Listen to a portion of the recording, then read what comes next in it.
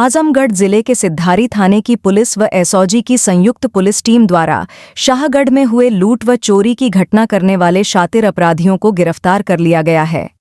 Police ने आरोपियों के कब्जे से लूट के करीब 1.5 लाख रुपये के जेवरात, तमंचा, कारतूस व 11,000 रुपये नकदी बरामद किए हैं। आरोपियों के खिलाफ कई धाराओं में मुकदमा पहले से पंजीकृत है। पुलिस अधीक्षक हेमराज मीना ने प्रेस कॉन्फ्रेंस के दौरान मीडिया को बताया कि मऊ जनपद के घोसी थाना क्षेत्र के पूनापार गांव निवासी इंद्रेश गोंड आजमगढ़ के सिधारी थाना क्षेत्र के शाहगढ़ स्थित अपने ननिहाल में रहते थे। 3 नवंबर को इंद्रेश गोंड ने शिकायत दर्ज कराई थी कि 3 नवंबर की रात 3 अज्ञात चोर पीछे से चैनल का ताला तोड़कर घर के अंदर घुसे और उसकी नानी को मारने लगे।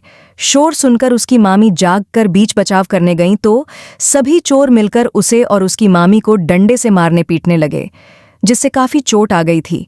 इसके बाद बक्सा तोड़कर उसमें रखे उसकी मामी के गहने व 5 बैग और 2 अटैची उठा ले गए थे। पुलिस मुकदमा पंजीकृत कर जांच में जुट गई थी। सिधारी थाना प्रभारी को मंगलवार को मुखबिर के जरिए सूचना मिली कि शाहगढ़ में लूट की घटना को अंजाम देने वाले अपराधी इस समय माल के साथ कहीं बाहर जाने की फिराक में हैं। संयोगवश अपराधी बैठौली पुल से कुछ पहले दाहिने तरफ रास्ते पर खड़े होकर किसी का इंतजार कर रहे थे। पुलिस सक्रिय हुई और बताए हुए स्थान पर जा धमकी। पुलिस ने मौके पर जियनपुर कोतवाली क्षेत्र के आदर्श नगर निवासी टोनी उर्फ सरताज आलम व खास बाजार निवासी शेरू उर्फ मोहम्मद महफूज को गिरफ्तार कर लिया। पकड़े गए आरोपियों के पास से पुलिस ने चोरी हुए जेवरात, 2 कारतूस व तमंचा और 11,000 रुपये बरामद किए। वहीं 2 आरोपी जियनपुर कोतवाली क्षेत्र के बासूपार गांव निवासी शालिम व देवापार गांव निवासी नदीम फरार हो गए। पुलिस द्वारा फरार आरोपियों की तलाश जारी है।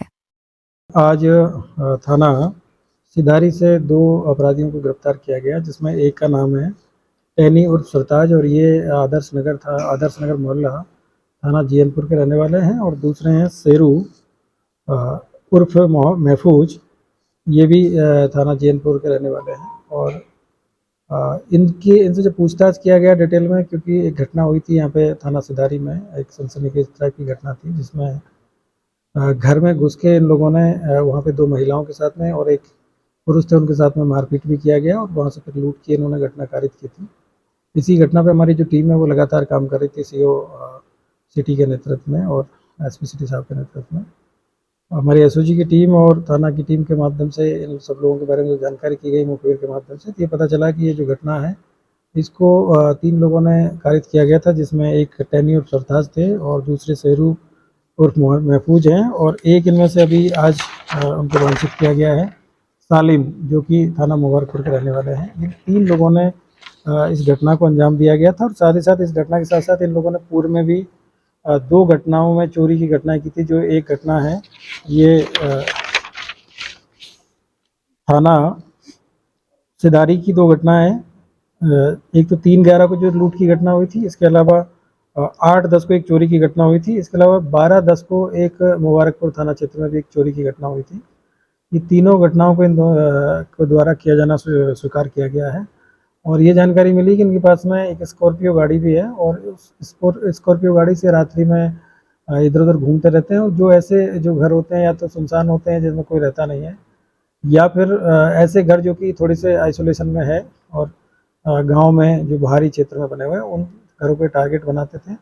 और इनके द्वारा पशु चोरी की भी घटनाएं पूर्व में की जाती रही है। पूर्व में इनका आपराधिक इतिहास भी है। जो टैनी उर्फ सरताज, इसके करीब 9 मुकदमे पहले से हैं, जिसमें चोरी के हैं और इसके अलावा जो वाहन चोरी के और अन्य इस तरह के आपराधिक इतिहास है इनका। और जो शेरू उर्फ जो महफूज है, इनका भी पूर्व में आपराधिक इतिहास रहा है, और जो सालिम है उसका भी आपराधिक इतिहास है। 3 लोगों के द्वारा पूर्व में इस तरह की घटनाएं कारित की जाती रही है। उस दिन इन लोगों ने वहाँ पे घटना से पहले वहाँ पे ऑर्केस्ट्रा चल रही थी उस गाँव में, तो वहाँ इन्होंने पहले ट्राई किया कि लोग जो घर खाली थे उनमें जाके घटना करते, लेकिन ये कर नहीं पाए। उसके बाद में रात्रि में करीब 2 से 3 बजे के बीच में इन्होंने इस घर में पीछे की तरफ से एंट्री किया, खेतों की तरफ से, और वहाँ से चोरी करने का प्रयास करे थे। इसी में जो वादी है वो उनकी नींद खुल गई थी और फिर उन लोगों ने इनसे बचाव करने का प्रयास किया, लेकिन इन्होंने उनके साथ में मारपीट किया। और उसके बाद में वहाँ से ये उनके जो ज्वेलरी है उनको लेके चले गए और एक औरत के कान में उस समय एक झुमका था, उसको भी उनके द्वारा तोड़ दिया गया था। तो एक काफ़ी गंभीर प्रकार की घटना थी। उसके बाद में सब लोग ये वहाँ से जो सिधारी के पास में जो रोड है वहाँ पे आके और अपनी स्कॉर्पियो गाड़ी में बैठ के ये लोग वहाँ से चले गए थे। तो इनको आज गिरफ्तार किया गया है और इनके पास से जो बरामदगी हुई है वो जो सिधारी में जो 3/11 की जो घटना है उसमें एक मंगलसूत्र मिला है, एक करधनी सफ़ेद धातु की मिली है और करीब 10,000 रुपये से संबंधित मिले हैं।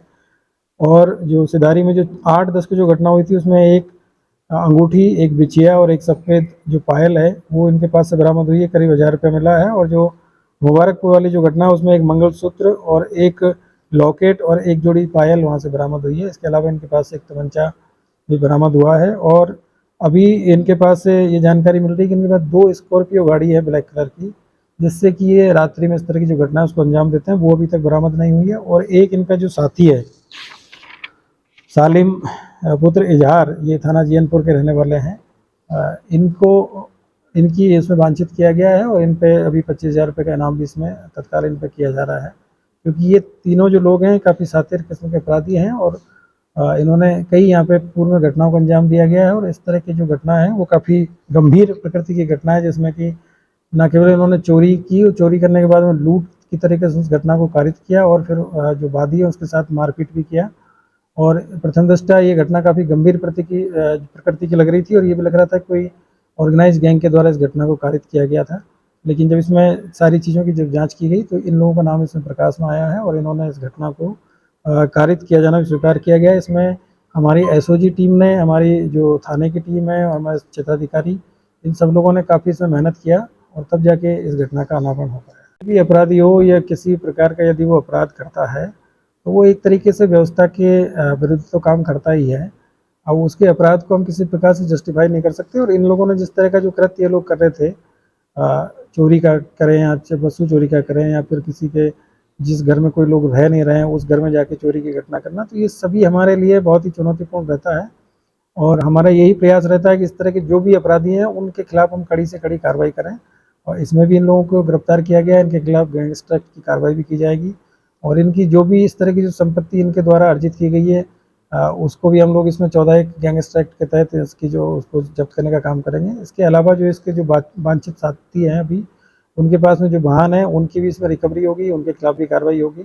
इसीलिए उसमें तत्काल प्रभाव से 25,000 का इनाम मेरे द्वारा इनमें किया जा रहा है।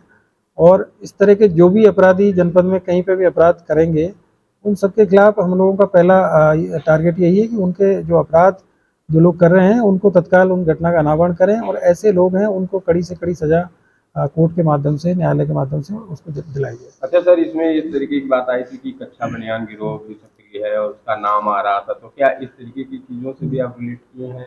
देखिए, हम लोगों ने जब ये घटना हुई थी तो मैंने आपको बताया कि घटना काफ़ी गंभीर प्रकृति की घटना थी, क्योंकि लूट के साथ साथ में इन लोगों के द्वारा जब घर से निकलने के टाइम पर जब लोगों के द्वारा, जो वादी पक्ष के द्वारा जब प्रतिरोध किया गया तो इन लोगों ने उनके साथ मारपीट भी किया। तो प्रथम दृष्टया ये घटना लग रही थी कि कोई हो सकता है इसमें कोई शातिर गैंग भी हो। लेकिन हम लोगों ने जब मौका मुआयना किया, वहाँ घटनास्थल का निरीक्षण किया, तो उस घर की जो मालिक है उनकी स्थिति और बाकी जो वहाँ की जो भौगोलिक स्थिति है उसको देख के ऐसा लग रहा था कि ये कोई लोकल गैंग का काम है। और उसमें हमको संदेह इसलिए भी हुआ कि उस दिन रात्रि में वहाँ पे एक ऑर्केस्ट्रा का कार्यक्रम चल रहा था और बाहर के लोग भी वहाँ पे आए थे और कुछ लोग ऑर्केस्ट्रा कार्यक्रम देख के करीब देर रात्रि तक घरों से अपने बाहर थे। तो ऐसे में एक संभावना ये रहती है कि जब लोग घरों में नहीं रहते हैं तो कुछ लोग इस तरह के अपने शातिर मंसूबों के माध्यम से इस तरह का कृत्य करने का प्रयास करते हैं। तो उसी को लेकर हम लोगों ने जब काम किया तो हम लोगों को सफलता मिली। इसके प्रायोजक हैं एडवांस कंप्यूटर, निकट इंडियन बैंक, बूढ़नपुर, आजमगढ़। यदि आप अपनी बच्चे को कंप्यूटर की उत्तम शिक्षा देना चाहते हैं तो तुरंत संपर्क करें।